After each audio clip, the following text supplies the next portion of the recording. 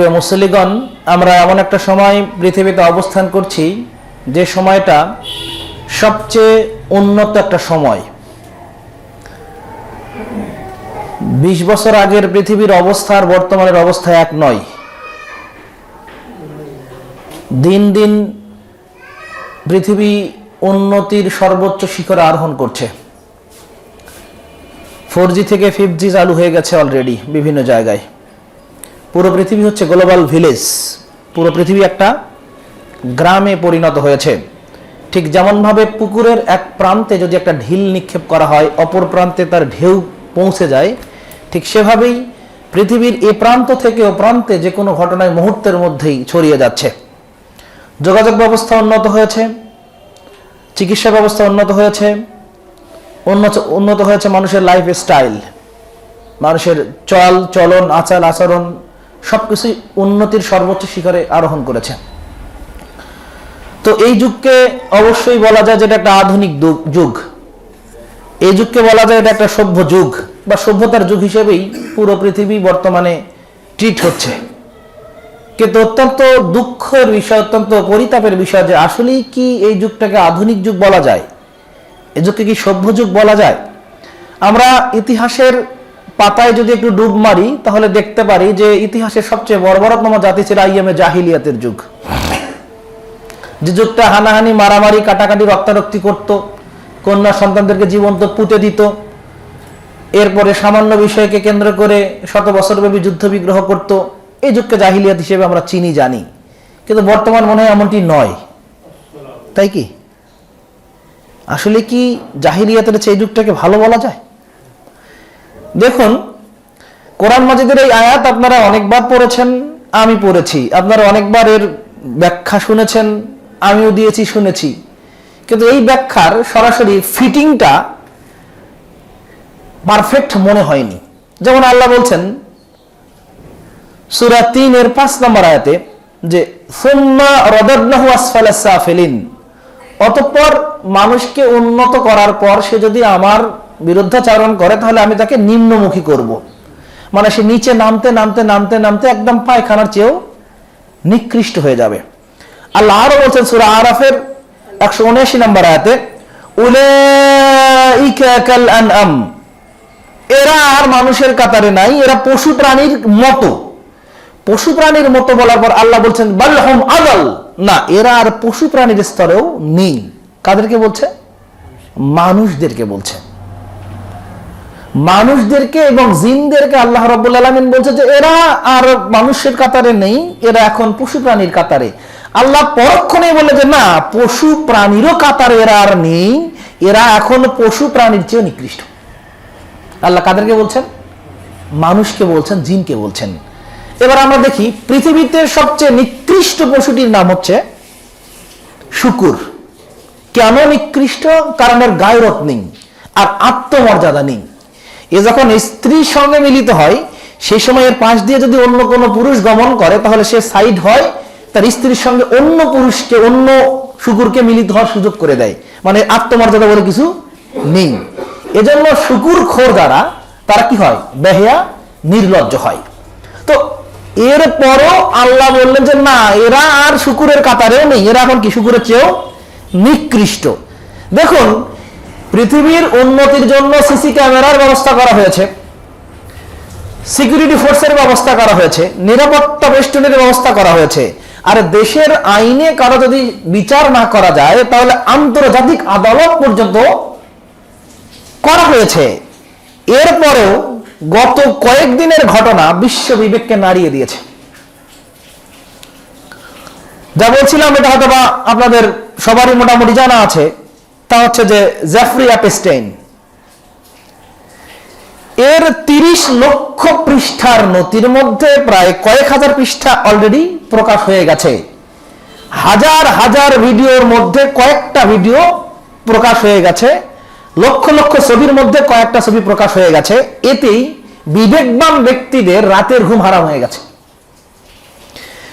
Jeffrey Epstein এমন একজন ব্যক্তি যে ক্যারিবিয়াতে একটা দ্বীপ কিনেছে, নিজে একটা 72 একরের একটা দ্বীপ কিনেছে, তার নাম রেখেছে লিটল সেন্ট জেমস। এখানটাতে যাওয়ার জন্য সে জেট বিমানের ব্যবস্থা করেছে, তার প্রাইভেট বিমান। আর এই বিমানের আরোহী হয়েছে পৃথিবীর সবচেয়ে নামি দামি বাঘা বাঘা মোড়লেরা, যাদের নাম শুনলে আমরা আঁতকে উঠি। বিল ক্লিনটনের নাম আমরা জানি, আমেরিকার সাবেক প্রেসিডেন্ট, ডোনাল্ড ট্রাম্প যে বর্তমানের প্রেসিডেন্ট, বিল গেটস যে বিশ্বের দীর্ঘদিনের ধনকুবের ছিল, বর্তমানের ধনকুবের ইলন মাস্ক, ব্রিটিশ রাজপুত্র প্রিন্স অ্যান্ড্রু, এগুলো সবগুলোই পৃথিবীর প্রথম সারির 1, 2, 3, 4 এর মধ্যকার লোক। তো এদেরকে সে নিজের জেট বিমানে করে নিয়ে যেত ওই আইল্যান্ডে, যেটা ক্যারিবিয়ান দ্বীপে অবস্থিত আটলান্টিক মহাসাগরের মধ্যে। এরপরে হলিউড থেকে স্টারগুলোকে নিয়ে যেত পৃথিবীর সবচেয়ে দামি খেলোয়াড় লিওনেল মেসিকে, আরো অনেককেই সে নিয়ে যেত। নিয়ে গিয়ে করতোটাকে এই দ্বীপে সে নিয়ে গিয়ে করতো কি, এর আগেই তার একটা মানব পাচার সংগঠন আছে। তারা মূলত আমেরিকা, মেক্সিকো, পৃথিবীর বিভিন্ন প্রান্ত থেকে ছোট ছোট বাচ্চাদেরকে অপহরণ করে। মেয়ে বাচ্চাদেরকে 3 বছরের বাচ্চা থেকে, মাত্র 3 বছরের বাচ্চা থেকে নিয়ে শুরু করে 14-15 বছরের বাচ্চা পর্যন্ত তারা অপহরণ করে। তারা মানব পাচারের সঙ্গে জড়িত। এদেরকে ওই আইল্যান্ডে গিয়ে রাখে। এরপর এই বড় বড় মোড়লদেরকে সেখানটাতে ইনভাইট করে, জেট বিমানে করে নিয়ে যায়। নিয়ে যাওয়ার পর এই পশুদের সামনে 3 বছরের একটা অবুঝ বাচ্চাকে সামনে দেয়। এরপরে মাত্র 3 বছর, 4 বছর, 5 বছরের বাচ্চাটার সঙ্গে এমন কুকর্ম করে ক্ষান্ত নয়। কুকর্ম করার পর তাকে তো রেপ করার পর তাকে বিভৎস করা হয়। বিভৎস করার পর ওই আইল্যান্ডে একটা আবার কি বলে ওটাকে, টেম্পল আছে, মন্দির আছে। এটা আবার স্যাটানিক টেম্পল, শয়তানের মন্দির। এই মন্দিরের ভিতরে চতুর্পার্শ্বে দরজা দেয়া। এরপরে ওই মেয়েটাকে ব্লিডিং অবস্থায় ওখানটাতে রাখা হয়, যাতে করে শেষ নিঃশ্বাসটা সে ওখানে ওভাবে ত্যাগ করে। এরপরে মূর্তির সামনে বাল দেবতা, সূর্য মূর্তি, যে এই বাল দেবতার নামকরণে তারা ওখানটাতে একটা সূর্য নির্মাণ করেছে। এরপরে ওখানটাতে রাখা হচ্ছে। এরপরে সে কাবড়াচ্ছে, চিৎকার চেঁচামেচি করছে। ওর যখন চিৎকার চেঁচামেচি এদের কাছে আসছে, এরা মদ পান করছে আর আনন্দ করছে, হই হুল্লোড় করছে। বলি দেয়া হচ্ছে বাল দেবতার সামনে এই বাচ্চাদেরকে। ওরা বলছে যে এটা হচ্ছে স্যাটানিক টেম্পল, এটা শয়তানের একটা মন্দির। এরপরে কি করছে, ওই যে বাচ্চাগুলোকে নিয়ে যাওয়া হচ্ছে 10 বছর 12 বছরের, ওদেরকে রেপ করার পর ওদেরকে ওখানটাতে রাখা হচ্ছে বন্দি করে। ওরা যখন প্রেগনেন্ট হয়ে যাচ্ছে, প্রেগনেন্ট অবস্থায় ওদেরকে আবার হত্যা করা হচ্ছে। যখন ভ্রূণটা বড় হয়, এই ভ্রূণটাকে চিড়ে বের করে বারবিকিউ করে তারা খাচ্ছে। পৃথিবীর কোন প্রাণীকে আপনি শুনেছেন কখনো এভাবে জন্তু জানোয়ার এরকম অন্যায় করতে পারে? পৃথিবীর কোন প্রাণী, আল্লাহ যে বললেন যে এরা প্রাণী নয়, এরা কুকুর শুকুরের স্তরে নেই, এরা কি তার চেয়ে নিকৃষ্ট। এই বাক্যের আগে, এই ঘটনার আগে আমি এটা মিলাতে পারিনি যে মানুষ কি করে এত নিকৃষ্ট হতে পারে। মানুষের নিকৃষ্টতার সর্বোচ্চ শিখর কোথায় হতে পারে? জেফরি এপস্টাইনের এই ঘটনাটা যেন প্রমাণ দিচ্ছে, আঙ্গুল দেখিয়ে দেখিয়ে বোঝাচ্ছে যে আসলে এই মানুষ কত বন্য, কত পশু, কত ভয়ানক, কত বর্বর হতে পারে। সম্মানিত মুসলিগণ, দেখুন, এই এপস্টাইন ছিল মূলত মোসাদের একজন সদস্য। ওকে জেলখানাতেই, সে অনেকে বলছে আত্মহত্যা করেছে, মূলত আত্মহত্যা করেনি, তাকে হত্যা করা হয়। আর তার হত্যার দিনে কাকতালীয় ভাবে সবগুলো সিসি ক্যামেরাগুলোকে বন্ধ করে দেওয়া হয়। মানে ওর এই ডকুমেন্টারিগুলো যেন প্রকাশ না হয়, এর জন্য তাকে কি করা হয়, জেলখানাতেই হত্যা করা হয়। কিন্তু বিষয় হচ্ছে যে পাপ তো বাপকেও ছাড়বে না। আর মোসাদ হচ্ছে পৃথিবীর সব থেকে শক্তিশালী গোয়েন্দা বাহিনী। এরা যার পিছনে লাগে তার সবকিছু নারী নক্ষত্র নিয়ে ছাড়ে। কেন ছাড়ে? দেখুন, ফিলিস্তিনে প্রতিদিন ছোট ছোট বাচ্চাদেরকে হত্যা করা হচ্ছে, ছোট ছোট বাচ্চাদেরকে হত্যা করা হচ্ছে। হাত উড়ে যাচ্ছে, পা উড়ে যাচ্ছে, ভুঁড়ি বের হয়ে যাচ্ছে, আমরা দেখি শিহরে উঠছি। কিন্তু ট্রাম্পেরা কখনোই শিহরিত হয় না। কারণটা কি বলেন তো? কারণ ট্রাম্প সরাসরি চোখের সামনে এগুলো নিজে করে। কি করে? সে নিজে করে। বড় বড় পশ্চিমা ব্যক্তিত্বরা তারা নিজেরা এই কাজগুলো করেছে, এর জন্য এদের বিবেকে এটা কাজ করে না। আর যদি ইউরোপে আমেরিকার লোকেরা যদি ফিলিস্তিনের পক্ষ নেয়, তাহলে কিন্তু ইসরায়েল কি করবে? তথ্যগুলা মানুষের সামনে প্রকাশ করে দেবে, এই জন্য মূলত বড় বড় নেতারা জিম্মি। এখন কথা হচ্ছে যে মোসাদের পর পর পৃথিবীর সবচেয়ে দ্বিতীয় শক্তিশালী খারাপ বাহিনী হচ্ছে ভারতের রহ। এরা কি করে? এরা মূলত পুরো পৃথিবীতে এদের নেটওয়ার্কটা, তবে আশপাশের দেশগুলোতে শক্তিশালী, বিশেষ করে আমাদের বাংলাদেশে শক্তিশালী বেশি। আরো আপনারাই দেখেন বিগত 16 বছর যেভাবে কলকাঠি ওরা নাড়তে চেয়েছে সেইভাবে আমাদেরকে নাড়তে হয়েছে। হাসিনার কি বিবেক নাই মনে করেন? ওবায়দুল কাদের কি বিবেক ছিল না মনে করেন? এই যে নেতাগুলো, এদের কি বিবেক ছিল না? ছিল, কিন্তু বিবেক থেকে করার কিছু নেই। কারণটা কি? ওই জেফরি এপস্টাইনের যেভাবে ভিডিও ছিল, যেভাবে তথ্য প্রমাণ ছিল, যে ট্র্যাপে তারা ফেলেছিল, ঠিক সেম হানি ট্র্যাপের মধ্য দিয়েও আমাদের বড় বড় নেতাদেরকে তারা রেখেছে। এবং আমাদের এই নেতাগুলো যদি ইন্ডিয়ান পারপাস সার্ভ না করে, যদি তাদের বিরুদ্ধে যদি কথা বলে, তাহলেও এদের যে বিষয়গুলো আছে এগুলো কি করে দেবে? প্রকাশ করে দেবে। এই জন্যই মূলত আমাদের দেশের যারা ওই যে রয়ের এজেন্ট হয়ে যায়, তারা আর মুখ খোলার সাহসটুকু পায় না। তবে সবচেয়ে দুঃখজনক বিষয় যুবক তোমার জন্য, সেটা হচ্ছে যে তুমি যে লিওনেল মেসিকে অনেক ভালোবাসো, তোমার জার্সিতে 10 নম্বর জার্সিটা পছন্দের থাকে, তোমার যদি দেশে বাংলাদেশ সময় যদি রাত 3টার সময় খেলা থাকে, তখন তুমি উঠে লিওনেল মেসি খেলা দেখো, তাই না? অথচ লিওনেল মেসির ভিডিও প্রকাশ করেছে, সমকামিতার একটা ভিডিও প্রকাশ করেছে। লিওনেল মেসির একটা সমকামিতার ভিডিও প্রকাশ করেছে তারা, লজ্জায় মাথা কাটা যায়। এরপরও বাংলাদেশের বড় বড় ব্যক্তিরা, শিক্ষিত ব্যক্তিরা, কলেজ বিশ্ববিদ্যালয়ের ব্যক্তিরা পর্যন্ত ওই জার্সি নিয়ে ঘুরে বেড়ায়। দেখুন কত নোংরা, কত জঘন্য হতে পারে। এই যে ঘটনা ঘটে গেল, এই যে প্রকাশ হয়ে গেল, সবগুলোই তো অমুসলিম। আচ্ছা, কোন মুসলমানের নাম যদি এই ঘটনায় থাকতো, যে আরব বিশ্বের কোন, তারপরেও কিন্তু আরব বিশ্বের সালমানের একটা ছবিকে কাটিং করে দিয়ে বলা হচ্ছে কি যে বিন সালমানও ওদের আতিথ্য গ্রহণ করেছিলেন। তার কোনো প্রমাণ দিতে তারা পারেনি, কিন্তু বলছে কি বিন সালমান আতিথ্য গ্রহণ করেছিলেন। কিভাবে মুসলিমদেরকে ডমিনেট করা যায় এটা তাদের পরিকল্পনা, অথচ তার প্রমাণ পায়নি। বলেছে কি যে ওই যে সোলেমানি অথবা খোশাগির যে হত্যা, এই হত্যার পিছনে সালমান হয়তো বা জড়িত ছিল, এটা একটা নথিতে তারা প্রকাশ করেছে। এমনকি বাংলাদেশের হাসিনার ইমেইলের একটা তথ্য তারা কি প্রকাশ করেছে। এই বিষয়কে কেন্দ্র করে তারা মূলত কথা বলছে। যা বলছিলাম, যদি কোনো মুসলিম সরাসরি কাজ করত তাহলে কি হতো? বাংলাদেশে যে নারীবাদীদের প্রতিদিনই ঝাড়ু মিছিল, নারীবাদীদের প্রতিদিনই যে আন্দোলন, এদিকে ভারত থেকে তসলিমা নাসরিনের প্রতিদিন যে ইসলাম বিদ্বেষী কোপানি কোপ, প্রতিদিনই যে এত কিছু করছে, এই বিষয়ে কেন জানি কেউ কোনো মুখ খুললো না। কেউ তো বললো না যে আমেরিকা তোমাদেরকে আমরা বয়কট করলাম, তোমাদের বিচার হতে হবে, ট্রাম্প তোমার বিচার হতে হবে, বিল গেটস তোমার বিচার হতে হবে। কেউ কি বলেছে? বলেনি। আর আর আমাদের দেশের নারীবাদীরা বলে কি 18 লাগে বিয়ে নয়। এরাই বলে যে আমাদের স্বাধীনতা নেই, হেজাব আমরা পড়তে পারবো না। এরাই বলছে আমাদের স্বাধীনতা নেই। নারীবাদী সেদিন একজন টকশোতে একটা মহিলা বলছে যে বাংলাদেশের একটা ইসলামী দল রাজনীতি করতেছে, ওই দলটা কথা বলার আগেই বলে মা আমার, বোন আমার। আমার এত মা বোন পছন্দ হয় না, ওরা মা বোন বলে আমাদেরকে ঘরের ভিতরে রাখতে চাচ্ছে। এটা কি বলছে? নারী বলছে মা বোন বলে বলে আমাদেরকে ঘরের ভিতরে রাখতে চাচ্ছে, আর আমরা একজন মানুষ হিসেবে নিজেকে পরিচয় দিতে চাই। কুলাঙ্গারের বাচ্চা ভালো মানুষ হয় না, কুলাঙ্গারের বাচ্চা কুলাঙ্গারই হয়। পৃথিবীতে সবচেয়ে দামি হচ্ছে তার মা, তার বোন।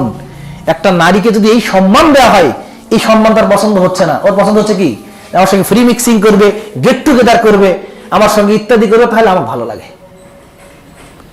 দেখুন এই যে এত কিছু হচ্ছে, এত কিছু হচ্ছে, তারপরেও আমরা কিন্তু পশ্চিমাদের কালচার সংস্কৃতি এতটুকু ছাড়তে পারছি না, তো না রাজি না। এই যে বিশ্ববিদ্যালয়ের ছাত্ররা আসে জুমার খুতবা শুনে, অনার্সের ছাত্রগুলো আসে জুমার খুতবা শুনে। আজকে কয় তারিখ? 6 তারিখ। আর মাত্র কয়দিন পর, 8 দিন পর একটা তারিখ আসবে। কয় তারিখ হবে 8 দিন পর? 14 তারিখ। এই 14 তারিখ তাদের আবিষ্কার, তাদের নোংরামো, এটাকে উদযাপন করতে গিয়ে বাংলাদেশের প্রত্যেকটা কলেজ, প্রত্যেকটা বিশ্ববিদ্যালয়ের নামাজি ছাত্ররা পর্যন্ত উঠে পড়ে লাগবে। আরে নামাজ পড়ে ভাই, হয়তো 5 সপ্তাহ নামাজ পড়ে, কিন্তু তাকে ভ্যালেন্টাইন উদযাপন করতে হবে। ভ্যালেন্টাইন মানে কি? ভ্যালেন্টাইন মানে হচ্ছে বিশ্ব জেনা দিবস।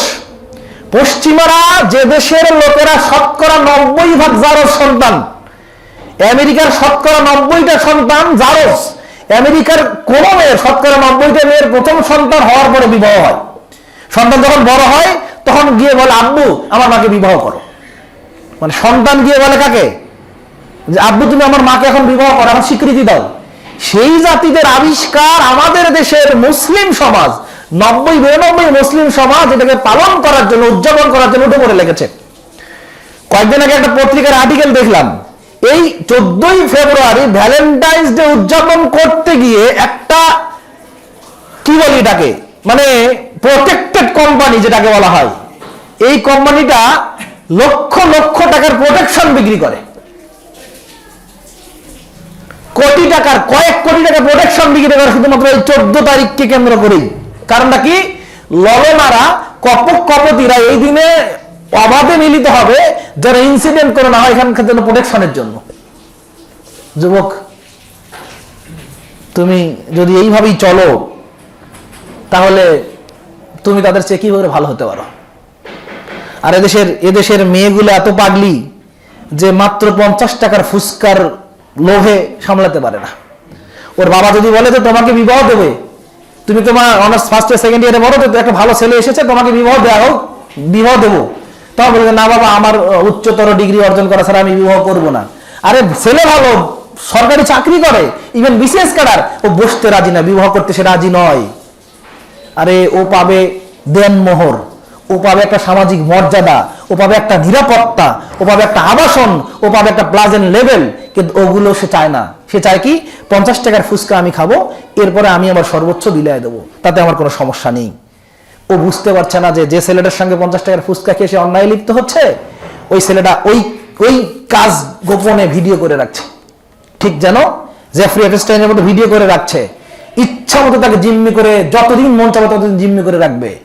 ওর যখন রুচি শেষ হয়ে যাবে ওই ভিডিওটা ওর বন্ধুকে দেবে, ওর বন্ধু ওই ভিডিও দেখে তাকে ব্ল্যাকমেইল করবে। শেষ পর্যন্ত কি করবে, আরো ভিডিও তার বাবার কাছে পৌঁছানোর কথা বলবে যে আপনার মেয়ের ভিডিও আমার কাছে আছে, টাকা দিতে হবে এত, না হলে কিন্তু এটা কি করে দিলাম, অনলাইনে ভাইরাল করে দিলাম। বাধ্য হয়ে বাবা হয়তো বা টাকা দেবে, না হলে সুইসাইড করবে, না হলে হার্ট অ্যাটাকে মারা যাবে। কিন্তু মেয়ে নিজের সতীত্বকে মূল্যায়ন করতে পারছে না। এই হচ্ছে পশ্চিমাদের আমাদের উপরে চালিয়ে দেওয়া ওয়েস্টার্ন কালচার, যে হেজিমনি থেকে বের না হওয়া পর্যন্ত আমাদের কোনো মুক্তি নেই। সম্মানিত উপস্থিতি, যা বলছিলাম, রমাদানের প্রস্তুতি, সামনে রমাদান মাস, আমাদেরকে রমাদানের প্রস্তুতি নিতে হবে। রমাদানের প্রস্তুতি সম্পর্কে সংক্ষিপ্তভাবে কয়েকটা শুধু কথা বলি। তা হচ্ছে যে যেহেতু আমরা শাবান মাস প্রায় অর্ধেক পার করে ফেললাম, তাই আমাদেরকে যা করতে হবে তা হচ্ছে এখন থেকে আমাদেরকে নিয়াত করতে হবে যে আমরা রমাদান সিয়াম সাধনা করবো ইনশাআল্লাহ। 2 নম্বরে যা তা হচ্ছে যে দোয়া করতে হবে এখন থেকে যে আল্লাহ তুমি আমাদেরকে রমাদানে অ্যাটলিস্ট সুস্থ রেখো, আমাদেরকে সুন্দরভাবে সিয়াম পালন করার তৌফিক দান করো। 3 নম্বরে পূর্ব পরিকল্পনা থাকতে হবে এখন থেকেই। অনেকে আমরা রিক্সা পুলার আছি, ডে লেবার আছি, অনেকে আমরা অনেক ঘরানার লোক আছি যারা হয়তো বা রমাদানে ইফতার করা, সাহারি করার পর্যাপ্ত ব্যবস্থা আমাদের করা সম্ভব হয় না। এখন থেকে জমিয়ে সেটা কি ব্যবস্থা করতে হবে। 4 রমাদানের ফাজাইল ও মাসাইল শিক্ষা গ্রহণ করতে হবে, যে কিসে রমাদান ত্রুটিযুক্ত হয়, কিসে রমাদান সুন্দর হয়, এই বিষয়গুলোতে আমাদের জ্ঞান অর্জন করতে হবে।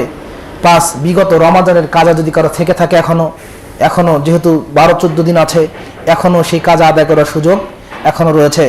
6 সালাতে মনোযোগী হওয়া, জামাতের সঙ্গে সালাত আদা করা। আমরা অনেক সময় দেখি যে ওয়াইদা কুমু ইলা সালাত কুমু কুসালা, যদি কেউ সালাতের মধ্যে দাঁড়ায় তাহলে উদাসীন হয়ে দাঁড়ায়, যেন মনে হয় যে সালাতে দাঁড়িয়েছে ব্যবসার হিসাব করার জন্য, সালাতে দাঁড়িয়েছে এখানে ওখানে মনটাকে পাঠিয়ে দেওয়ার জন্য। এরকম করলে সালাত হবে না। সালাত এমন ভাবে পড়তে হবে যে অবশ্যই সালাত আমি আদা করছি, আল্লাহকে আমি দেখছি।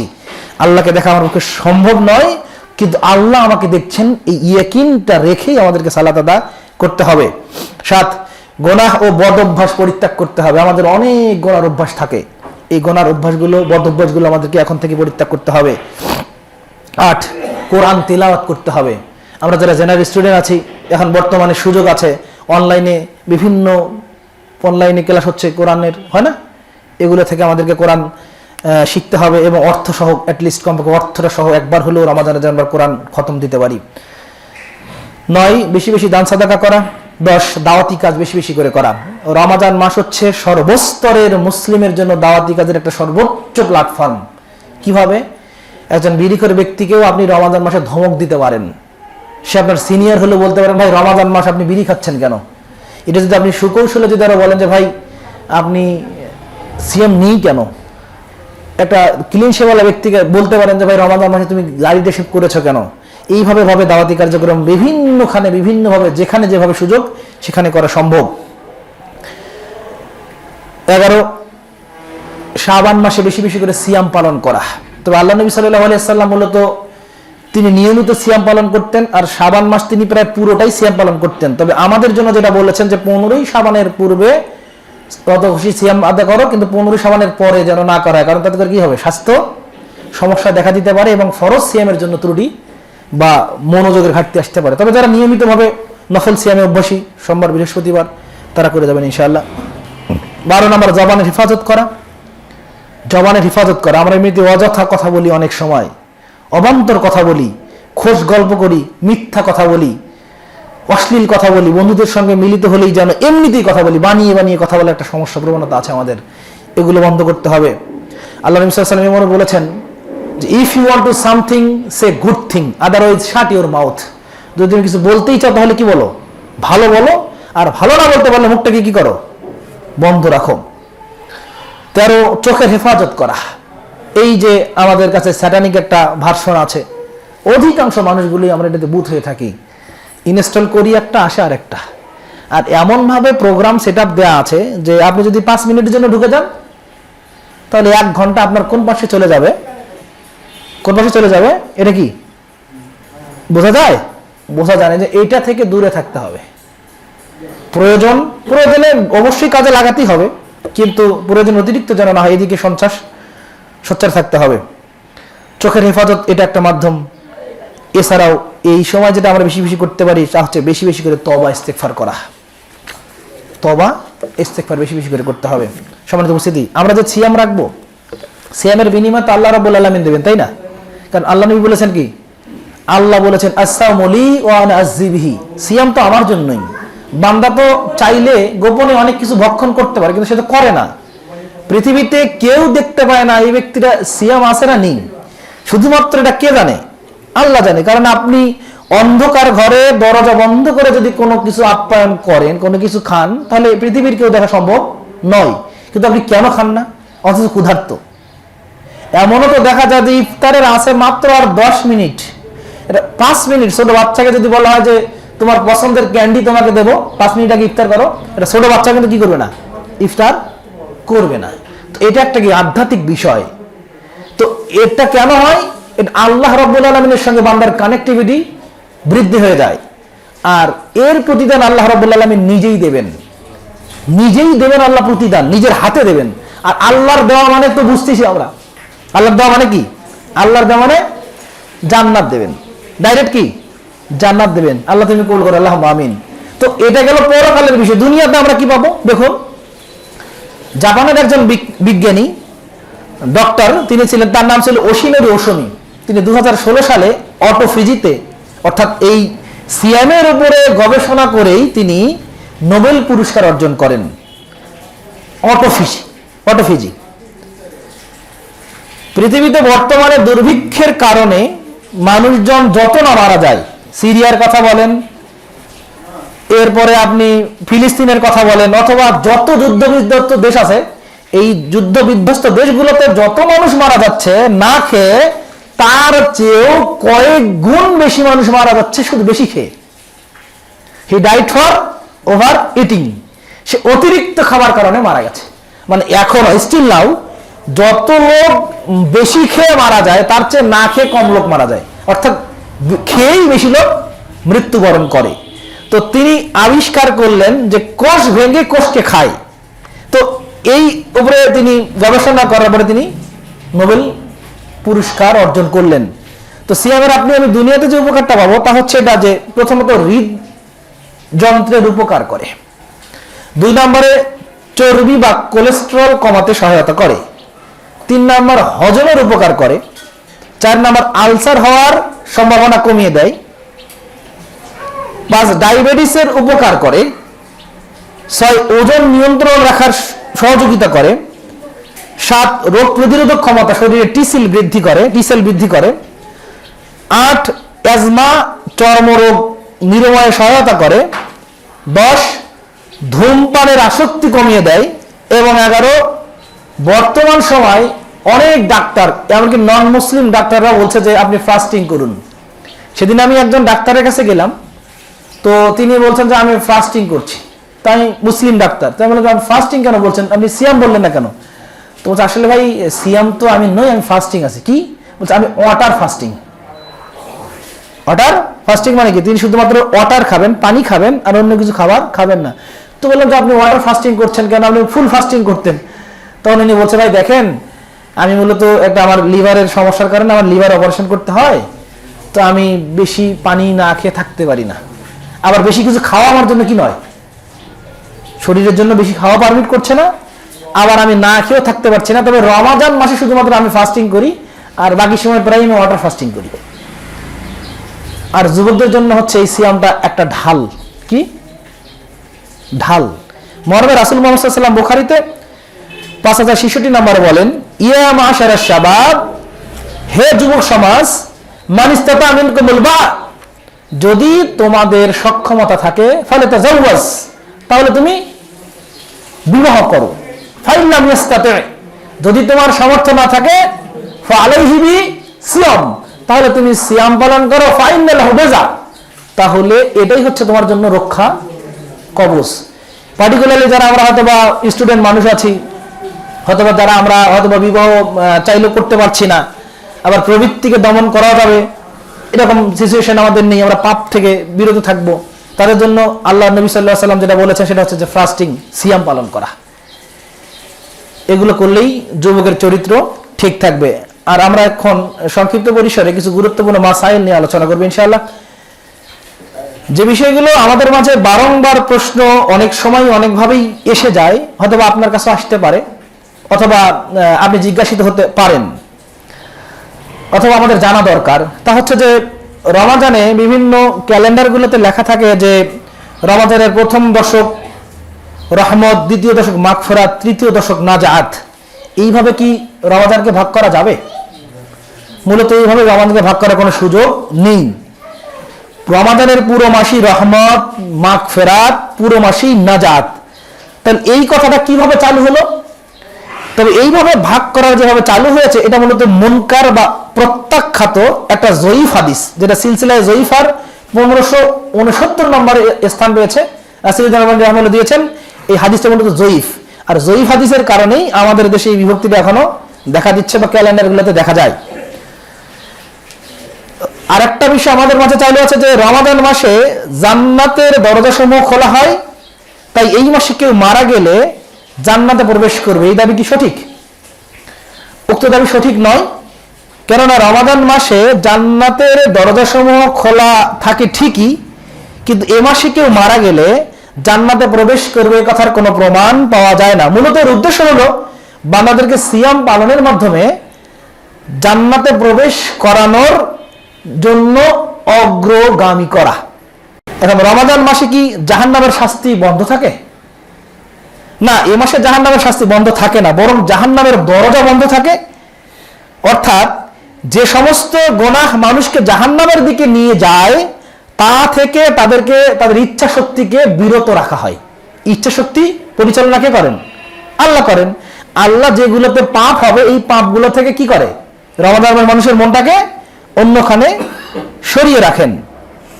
আর একটা বিষয় আমাদের মাঝে চালু হচ্ছে যে রমাদান মাসের একটা সুন্নাত অন্য মাসের ফরজের সমান, অথবা একটা ফরজ 70টা আমলের সমান। এই বক্তব্য কি সঠিক?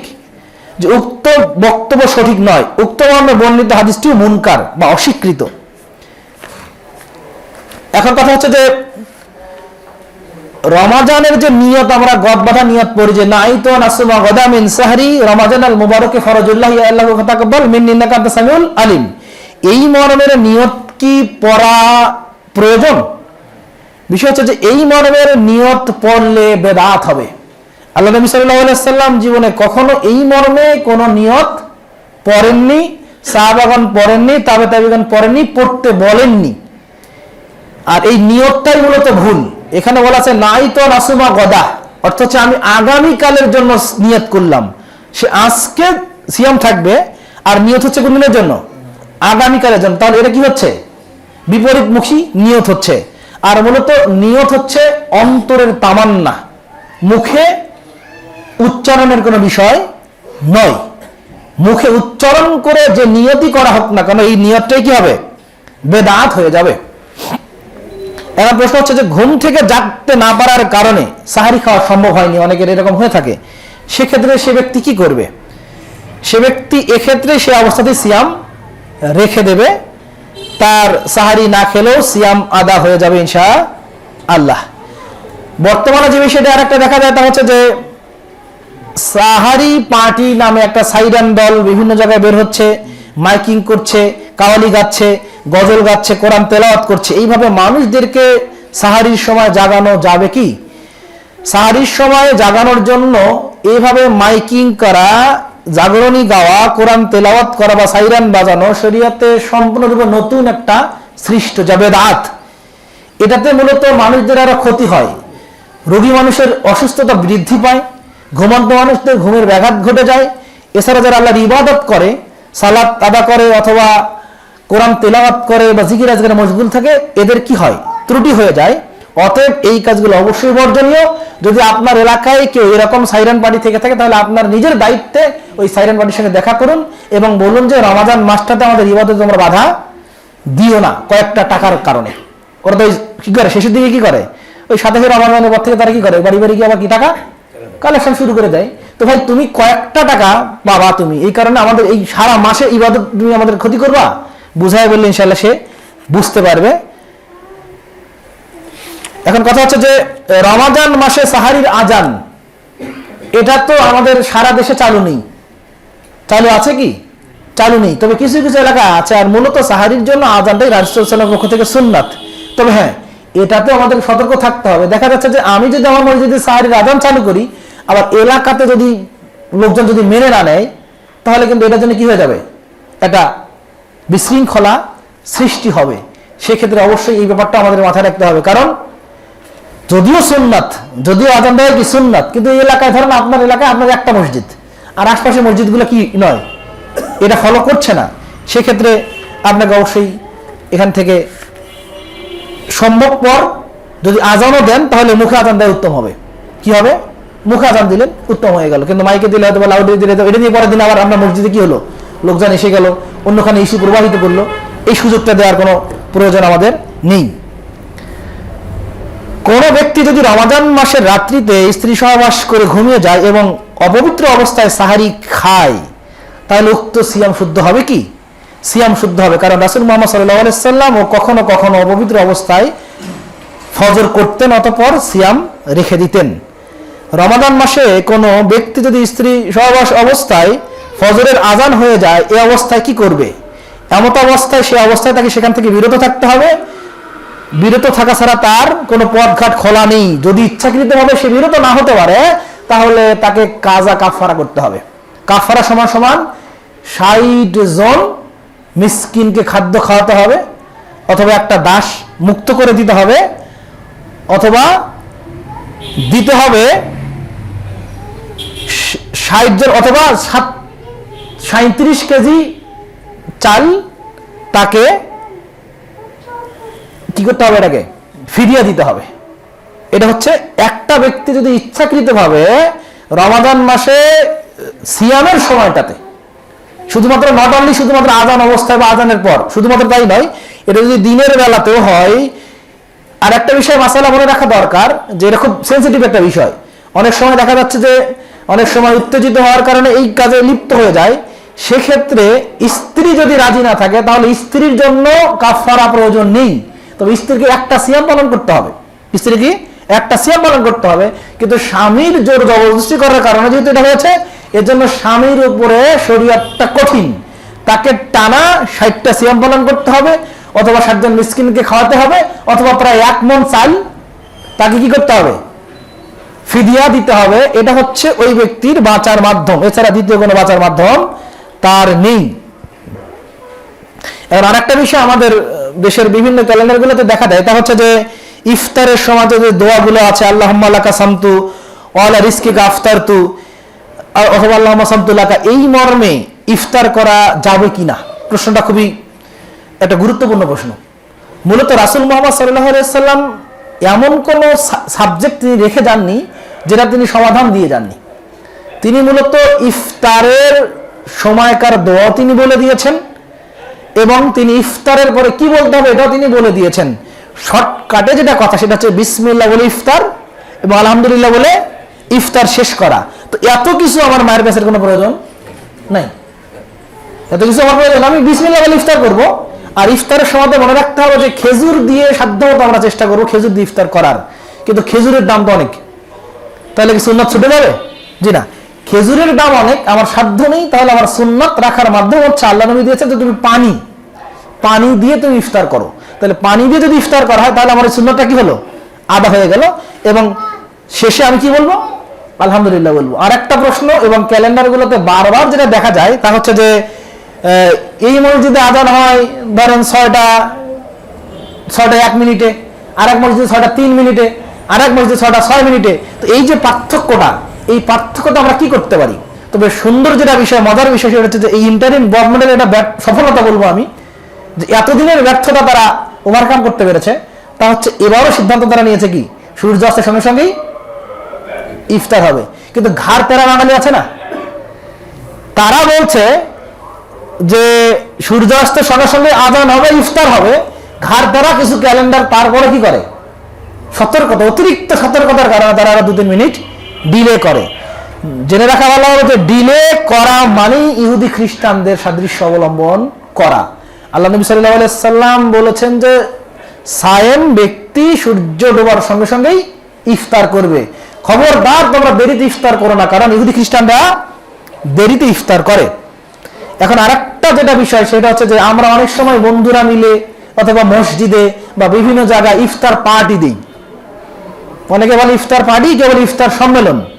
ইফতার সম্মেলন দিতে গিয়ে আমরা কি বলি যে হুজুরে না দোয়া ধরেন, নাকি এই হুজুরে না দোয়া ধরেন, এই দোয়া ধরা যাবে কিনা? মূলত ইফতারের পূর্বে দোয়া করা, আপনি নিজে থেকে সারাদিনই দোয়া করবেন, দোয়া করেন সমস্যা নেই, কিন্তু দোয়া ধরতে গেলেই সমস্যা। কি দোয়া আপনি করবেন, সায়েম ব্যক্তির দোয়া আল্লাহ কবুল করেন, কারণ আল্লাহ নবী বলেছেন সালাসাতু দুআতু মুস্তাজাবাতুন, 3 শ্রেণীর ব্যক্তির দোয়া কবুল হবে, লা শাক্কা ফি, এতে কোনো সন্দেহ নেই।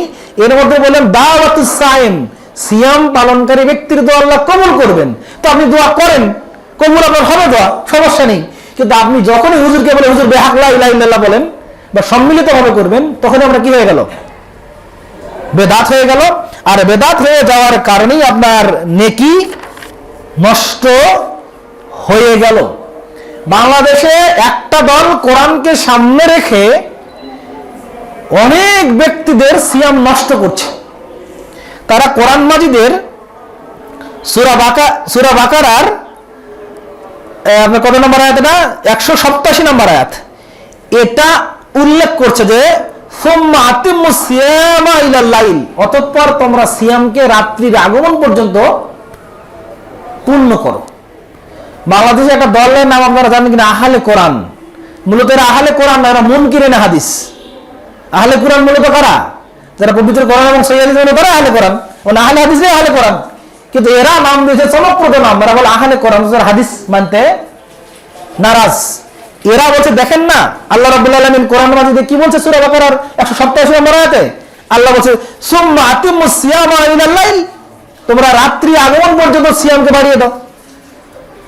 আমার গ্রামে আমার নিজের গ্রামে, আমার এলাকার আগের মুন্সি মানুষ বলে না, মুন্সি যার কাছ থেকে আগে মানুষ আলিফ বেত এসে শিখতো, ওই মুন্সি আমার গ্রামে আমার জ্যাঠো হয়। তো উনি গ্রামের একটা দোকানে উনি ব্যবসা বাণিজ্য করেন, বাজারে ব্যবসা বাণিজ্য করেন। তো তিনি মাগরিবের সালাত পড়ে আসার পর তিনি ইফতার করেন। মাগরিবের সালাতে কি পড়েন, কারণ তার কাছে রাত্রি এখনো আগমন করেনি। মাগরিবের সালাত পড়ে এসে তিনি ইফতার করেন। তো আমি একদিন বললাম যে আপনি তো আমার বাবার বড় ভাই, আপনাকে তো আমি অনেক সম্মান করি, আপনার বিরুদ্ধে শুনলাম যে আপনি নাকি ইফতার করেন মাগরিবের নামাজের পর। হ্যাঁ বাবা করি তো।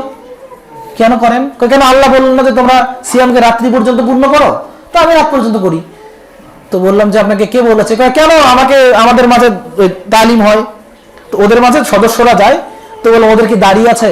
না, যে সদস্য যায় ওদের কি নাই, মুখে দাড়ি নেই। আহলে কোরআন কি নাই, মুখে দাড়ি নেই। ওরা বলে কোরআনে তো দাড়ির কথা নেই, দাড়ি রাখে না, প্যান্টটা আপনার নিচে। তো কেন প্যান্টটা আনাইছে? ওরা বলে কোরআনে তো প্যান্টটা বলার কথা উল্লেখ নেই। তো এখন ও লোক তো সর্বশিক্ষিত মানুষ, আমি তাকে কি বলি? আমি বললাম বাবাজি দেখেন, আপনার তো বয়স অনেক হয়ে গেছে, কখন মারা যাবেন আমি তো জানি না। তো আপনি যদি সিয়াম কন্টিনিউ এভাবে মাগরিবের পর ইফতার করেন, তাহলে আপনি যদি মারা যান, আমি যদি জীবিত থাকি, তাহলে আমি কিন্তু আপনার জানাজায় যাব না। ডাইরেক্ট বললাম, কি আপনি আমার বাবার বড় ভাই, আমি কিন্তু আপনার জানাজায় যেতে পারবো না, কারণ আপনি মুসলমান নয়, আপনি কাফের হয়ে গেছেন। বেচারা বয়োবৃদ্ধ মানুষ, তিনি মন খারাপ করলেন। তারপর আপনি মন খারাপ করলে আমার করার কিছুই নেই। কন্টিনিউ ভাবে প্রায় 8-10 বছর থেকে ওই ফ্যামিলি, শুধু না ওই একটা পাড়া, তারা এইভাবে আহলে কোরআনের আকীদা গ্রহণ করেছে এবং তারা সিয়ামকে কি করে, রাত্রি পর্যন্ত ডিলে করে। এমনকি কেউ কেউ তারাবির নামাজের পরে ইফতার করে। আপনাদের এলাকা আছে কিনা আমি জানি না, তবে এদের দাওয়াতি তৎপরতা ব্যাপক কিন্তু বেগবান হচ্ছে। বিভিন্ন জায়গাতে আপনি দেখতে পাবেন যে আহলে কোরআনের এইভাবে দাওয়াত দিচ্ছে অনেকদেরকে, কোরআনই সামনে আনে, এরপরে তাদের কি করে মিসগাইড এইভাবে করছে। অতএব সূর্য ডোবার সঙ্গে সঙ্গে আমাদের ইফতার করতে হবে। সিয়াম ভঙ্গের শর্টকাটে কয়েকটা আমরা কারণ জেনে নিই, কি কি কারণে মূলত সিয়াম ভঙ্গ হয়। এক, ইচ্ছাকৃতভাবে খানা পিনা করলে অথবা ইচ্ছাকৃতভাবে বমন করলে। ইচ্ছাকৃতভাবে বমন কাকে বলে? অর্থাৎ মুখের ভিতরে কেউ হাত ঢুকে দিয়ে যদি বমন করে, এটা কি ইচ্ছাকৃত বমন। ইচ্ছাকৃত খানা পিনা ইচ্ছাকৃত বমন করলে সিয়াম ভেঙে যাবে। সূর্য ডোবার পূর্বে যদি কোনো মহিলার হায়েজ অথবা নিফাস আরম্ভ হয়ে যায়, অর্থাৎ ইফতারের মাত্র 5 মিনিট বা 2 মিনিট বাকি আছে, 2 মিনিটে যদি কোনো মেয়ের বাকি থাকে সূর্য ডোবার, এই সময় যদি মেনস্ট্রুয়েশন হয়ে যায়, তাহলে তার সিয়াম কি হবে না। তো ইচ্ছাকৃতভাবে স্ত্রী সহবাস করলে সিয়াম হবে না। 3, অসুস্থ এবং সফর অবস্থায় সিয়াম ভঙ্গ করা যায়, বা এই অবস্থায় সিয়াম না রাখলে পরবর্তীতে মাত্র একটা সিয়াম আদা করলেই যথেষ্ট হয়ে যাবে। গর্ভবতী এবং দুগ্ধবতীরা তাদের নিজেদের শিশুদের সুরক্ষার জন্য সিয়াম ভঙ্গ করতে পারে। গর্ভবতী এবং দুগ্ধ দানকারী মায়েরা নিজেদের এবং সন্তানের সুরক্ষার জন্য তারা সিয়ামকে ছেড়ে দিতে পারে, পরবর্তীতে তারা এটাকে আদা করে নিতে পারে। যদি শরীর যদি পারমিট না করে, তাহলে তারা ফিদিয়া দিয়ে দিলেও যথেষ্ট হয়ে যাবে। এছাড়া আল্লাহর পথে যারা জিহাদ করে, যারা মুহাজির, এরাও এই সময় ছেড়ে দেবে। যেমন ভাবে মক্কা বিজয়ের সময় রাসূল মুহাম্মদ সাল্লাল্লাহু আলাইহি ওয়াসাল্লাম কি করলেন, সিয়ামকে ছেড়ে দিলেন এবং পরবর্তীতে আদা করে নিলেন।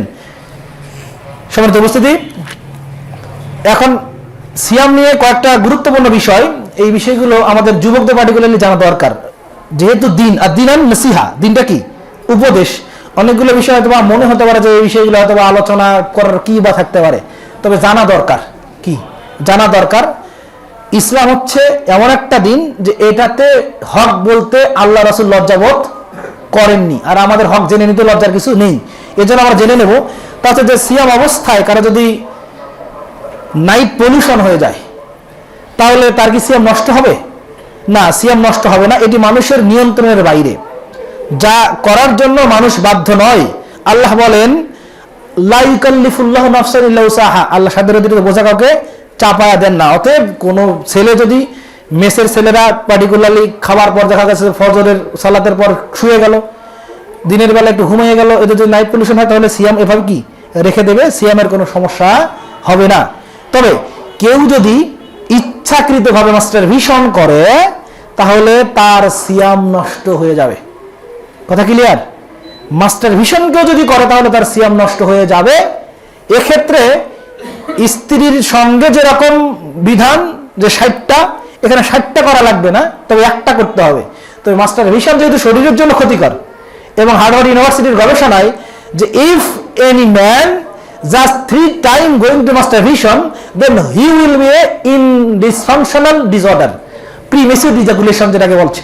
অর্থাৎ যদি কোনো পুরুষ মাস্টারভিশনে 3 বারের অধিকবার আসক্ত হয়, তাহলে সে প্রিমেচিউর ইজাকুলেশন ডিসফাংশনে ভোগে। অতএব এটা যদি রোগের একটা কারণ, তাহলে আমরা কি করবো, এদিক থেকে অবশ্যই বিরত থাকবো। আর ইসলাম কি করছে, এটাকে সরাসরি ইসলাম এটাকে হারাম করেছে, এবং এটা কি দাম্পত্য জীবনের জন্য সবচেয়ে বড় হুমকি। বর্তমানে যুব সমাজ অধঃপতনের কয়েকটা কারণের মধ্যে মাস্টারবেশন একটা অন্যতম। দ্বিতীয়ত মাস্টারবেশন কেন করছে? পর্নাসক্ত হওয়ার কারণে। কি কারণে? পর্নাসক্ত হওয়ার কারণে এই দিকে ধাবিত হচ্ছে। এই জন্য এই বিষয়গুলো থেকে অবশ্যই আমাদেরকে বিরত থাকতে হবে। এর কথা হচ্ছে যে সিয়াম অবস্থায় কেউ যদি ইনহেলার ইউজ করে, যে সিয়াম অবস্থায় ইনহেলার ইউজ করতে পারে, তাতে কোনো সমস্যা হবে না। এর কথা হচ্ছে কেউ যদি সিয়াম থাকার পরে ভুলবশত কিছু খেয়ে ফেলে, তাহলে সে কি করবে? যে ভুলবশত কেউ যদি খেয়ে ফেলে, তাহলে তার সিয়াম ওভাবে সে আদা করে দেবে, কারণ এটা আল্লাহ রাব্বুল আলামিন তাকে খাইয়েছেন। শরীয়ত 3 শ্রেণীর ব্যক্তির জন্য নেই। শরীয়তের কলম 3 শ্রেণীর ব্যক্তির জন্য রাখা হচ্ছে ঘুমন্ত ব্যক্তি, যে ঘুমন্ত ব্যক্তি যার মস্তিষ্ক বিকৃত হয়ে গেছে, আর যে ভুলে গেছে তার জন্য শরীয়ত এটা তুলে নিয়েছে। আর একটা বিষয় তা হচ্ছে যে অনেক মা বোনেরা জানা জরুরি।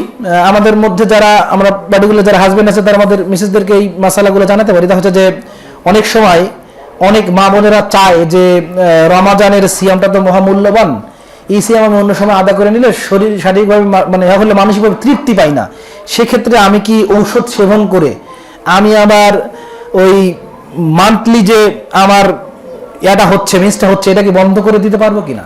যে এক্ষেত্রে শরীয়ত আপনাকে অনুমতি দিয়েছে, যদি অভিজ্ঞ ডাক্তারের পরামর্শে আপনার যদি পরবর্তীতে বান্ধাত্বের কোনো সমস্যা না থাকে, শারীরিকভাবে কোনো যদি ক্ষতির কারণ না হয়ে থাকে, সেক্ষেত্রে আপনি চাইলে অভিজ্ঞ ডাক্তারের পরামর্শ নিয়ে আপনি এটাকে বন্ধ করে দিয়ে আপনি কন্টিনিউ সিয়াম পালন করতে পারেন।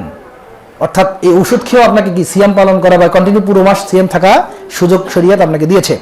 আর একটা বিষয় যেটা জানেন তা হচ্ছে যে অনেক সময় বাচ্চা মেয়েরা পার্টিকুলার যারা প্রথম বালেগা হয়, দেখা যাচ্ছে যে 12-13 বছর বাচ্চা সিয়াম পালন করতে দেখা যাচ্ছে যে ওই যে ইফতারের পূর্বে তার বালেগ হয়ে গেল, সে তার সিমটম এসে গেল, তাহলে সেক্ষেত্রে অবশ্যই তার আর সিয়াম রাখা যাবে না। এবং যদি কোনো মহিলা ফজরের সালাতের পূর্বে যদি সে কিওর হয়ে যায়, তাহলে সে সাহারি করে ফজরের সালাতের পরে কিওর হয়ে গেলে সে সিয়ামকে কন্টিনিউ করতে পারবে, তাতে করে কোনো সিয়ামের সমস্যা হবে না ইনশাআল্লাহ। আর একটা বিষয় সেটা হচ্ছে যে তারাবির সালাত, এটাতে যুদ্ধ হবে, তাই না? ফেসবুকে এটা নিয়ে যুদ্ধ হবে যে তারাবির সালাত মূলত আমরা কয় রাকাত পড়ব। এটা নিয়ে বাংলাদেশের স্বাধীনতা পূর্ব থেকে নিয়ে শুরু করে অদ্যাবধি এটা নিয়ে যুদ্ধ। ফেসবুকে যত যুদ্ধ হয় এর ভিতরে সবচেয়ে বড় যুদ্ধ হয় এটা নিয়ে, যে তারাবির সালাত কয় রাকাত পড়ব। তো আমি সরাসরি তারাবির সালাতটা আপনাকে একটু পড়ে শোনাই। তারাবির সালাত মূলত 8 রাকাত। সহিহ হাদিস থেকে প্রমাণিত, রাসূল মুহাম্মদ সাল্লাল্লাহু আলাইহি সাল্লাম, সাহাবায়ে কেরাম এবং তাবিঈগণ 8 রাকাত তারাবি পড়তেন। আবু সালামা ইবনে আব্দুর রহমান রাদিয়াল্লাহু তাআলা আনহু একদা রাসূল মুহাম্মদ সাল্লাল্লাহু আলাইহি সাল্লামকে জিজ্ঞাসা করলেন যে হে আল্লাহর রাসূল সাল্লাল্লাহু আলাইহি সাল্লাম, রাসূল মুহাম্মদ সাল্লাল্লাহু আলাইহি সাল্লামের রাতের সালাত কেমন ছিল? তিনি তখন বললেন যে রাসূল মুহাম্মদ সাল্লাল্লাহু আলাইহি সাল্লাম রমাজান এবং গায়রে রমাজান তিনি 11 রাকাতের বেশি সালাত আদা করতেন না। তিনি দুই করে পড়তেন, 2 করে 4, আবার 2 করে 4 পড়তেন। তবে তার সৌন্দর্য এবং দীর্ঘতা সম্পর্কে জিজ্ঞাসা করো না আমাকে। মানে তিনি এত রুকুতে সময় দিয়েছেন, এত কুনুতে, এত সুজুদে সময় দিয়েছেন, এই ব্যাপারে তোমরা আমাকে প্রশ্ন করো না। তাহলে মোদ্দা কথা হচ্ছে বুখারীর 2013 নম্বর হাদিস, 1269 নম্বর হাদিস থেকে স্পষ্ট প্রমাণ হচ্ছে যে তিনি রমাজান এবং গায়রে রমাজান 11-এর বেশি পড়তেন না। এরপরও জাবের ইবনে আব্দুল্লাহ রাদিয়াল্লাহু তাআলা আনহু থেকে বর্ণিত, রাসূল মুহাম্মদ সাল্লাল্লাহু আলাইহি সাল্লাম রমাজান মাসে আমাদের সাথে 8 রাকাত সালাত আদা করেছেন এবং বিতর পড়েছেন। এটাও আপনি ইবনে খুজাইমাতে পাবেন 1070 নম্বরে। এছাড়াও সাইর ইবনে ইয়াজিদ রাদিয়াল্লাহু তাআলা আনহু বলেন, ওমর রাদিয়াল্লাহু তাআলা আনহু উবাই ইবনে কাব ও তামিম আদ-দারি রাদিয়াল্লাহু তাআলা আনহুকে নিয়ে রমাজান মাসে 11 রাকাত তারাবির সালাত জামাতের সাথে পড়ানোর নির্দেশ দিয়েছেন। যে ওমর রাদিয়াল্লাহু তাআলা আনহুকে ফিট করে বলা হয় যে তিনি 20 রাকাত কি করেছেন, চালু করেছেন, অথচ তিনি মুয়াত্তায়ে মালিকের 253 নম্বর হাদিসে এবং মিশকাতের 115 পৃষ্ঠায় রমাদানের রাত্রির জাগরণের অধ্যায়ে এটা স্পষ্ট উল্লেখ করেছেন যে ওমর রাদিয়াল্লাহু তাআলা কি করলেন, 11 রাকাতের নির্দেশ দিলেন। আর এটাকে আমরা ফিট করে দিই ইসরিনা রাকাতাইনে থেকে না লাইলাতুল রাকাতাইন ঢুকে দিয়েছি। তো এই বিষয়গুলো মূলত আমাদের জানার দরকার, যে বিষয়গুলো জানা আমাদের জন্য একান্ত জরুরি। রমাদান আমাদের মাঝে সমাগত, আমরা শেষে বলতে চাচ্ছি যে আল্লাহ তুমি আমাদেরকে কবুল ও মঞ্জুর করো, আল্লাহুম্মা আমিন।